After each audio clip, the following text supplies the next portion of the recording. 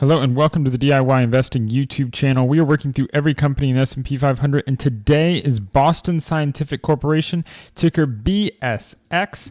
And over the next few minutes, I'll describe both my thoughts on the valuation of this company and its business quality. First, we begin at industry. This is in the healthcare equipment and supplies industry. Generally could be a pretty good industry. Now, let's learn a little bit more in the business description. Boston Scientific develops, manufactures, and markets medical devices for use in various interventional medical specialties worldwide.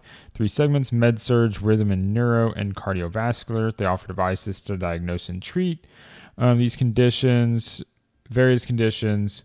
Provide stents, catheters, wires, so various different things to the medical industry. Now, medical industry is interesting because it has a lot of cash flowing through that industry. So depending upon competition for these items, you might be able to charge relatively high prices compared to their cost. And you do see these high gross profit margins, so it does suggest some strength there in the pricing power. However, when I go to return on invested capital, it doesn't look very good. I mean, you begin in 2002 with return on invested capital 11%, gets up to 19% by 2004, but it's very cyclical. You lose money in 2006, 2007, 2008, 2009, 2010. 5 straight years of losses. They make money in 2011, and they lose money again in 2012, 2013, 2014, 2015. So you have another 4 straight years of losses. That's 9 years of losses so far. And then they lose money in 2020. So 10 out of the last 20 years, they've lost money. That fact on its own suggests this is a relatively low quality company.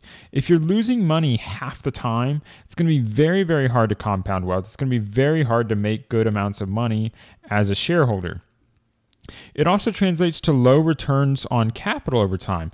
0.5% return on equity, 0.3% return on invested capital. Very, very poor returns here.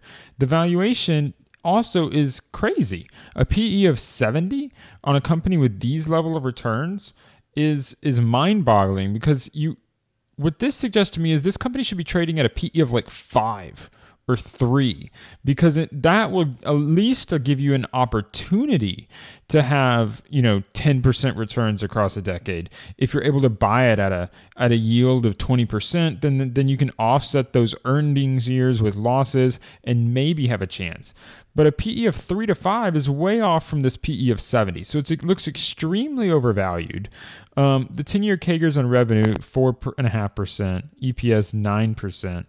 But those are skewed as it is, because that's basically because you were lucky to make money in 2011, and then you were lucky to make money in 2021. Otherwise, half those years you lost money. So it's very poor, and it's not understandable why, because you have high gross margins here. It doesn't make sense why you have such poor operating net income margins when you have high gross profits. So it looks like mismanagement of the business. For me, I don't need to see anything more. I'm going to pass on this business. It doesn't even take 5 full minutes to say this business is clearly being mismanaged in a way that's not helpful for me as a shareholder. So it's not worth it for me. It won't go on my watch list. I'll pass. If you enjoy this video and you learned something from it, please hit that like button.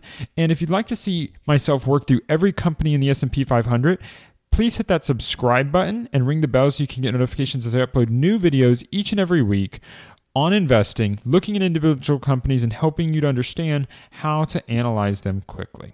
Thank you for listening, and until next time, stop paying fees, start building.